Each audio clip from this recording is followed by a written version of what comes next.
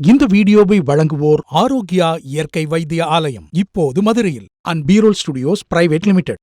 Hello Vaidhyan YouTube நேயர்கள் அனைவருக்கும் வணக்கம். நம்ம இன்னைக்கு பார்க்க போகிறது இந்த வெயிலிலும் முகம் எப்படி நம்ம பளபளப்பாக வச்சுக்கணும் அப்படின்றத பற்றி பார்க்கலாம்.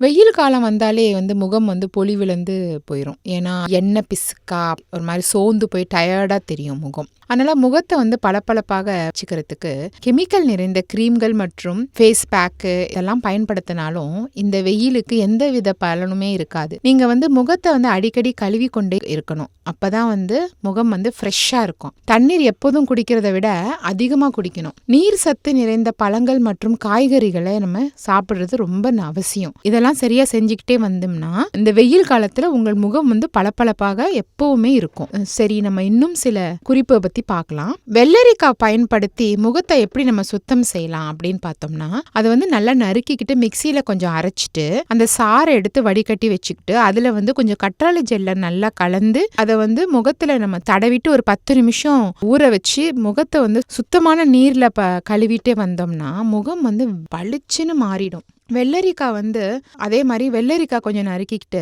அதோட தயிரும் ஒரு 1/2 கப்பு சேர்த்துட்டு இதை ரெண்டுத்தையும் மிக்சி ஜார்ல அரைச்சி பேஸ்ட் மாதிரி அரைச்சிக்கிட்டு அந்த பேஸ்ட்டை முகத்துல அப்ளை பண்ணிட்டு ஒரு 15 மினிட்ஸ் to 20 மினிட்ஸ் வரைக்கும் நல்லா ஊற வச்சுக்கிட்டு பிறகு வெதுவெதுப்பான நீர்ல கழுவணும். மேலே கூறியுள்ள பேக்குகளை ஏதாவது ஒரு பேக்கை மட்டும் தொடர்ந்து பயன்படுத்த வேண்டும். இதை தொடர்ந்து செய்து வந்தாலே முகம் பளபளப்பாக மாறிடும். மேலும் நிறைய தண்ணீர் குடிக்கணும். தண்ணீர் தான் நம்மளோட எல்லா விதமான நோய்கள் எல்லாத்தையுமே தண்ணீர் நம்மளுக்கு ஒரு மருந்து. அதனால நிறைய தண்ணீர் குடிச்சா மட்டும்தான் நம்மளோட முகம் பளபளப்பா, எந்த ஒரு வறட்சியோ இல்ல ஒரு அரிப்பு, ஸ்கின் ப்ராப்ளம் இது எதுவுமே வராது. பிம்பிள்ஸ்க்கு வரதுக்கு முதல் காரணமே போதுமான தண்ணீர் இல்லாததுதான். அதனால நிறைய தண்ணீர் குடிக்கணும். இந்த வீடியோ உங்களுக்கு பிடிச்சிருந்ததுன்னா லைக் பண்ணுங்க, ஷேர் பண்ணுங்க. மறந்துடாம வைத்தியன் யூடியூப் சேனலை சப்ஸ்கிரைப் பண்ணுங்க.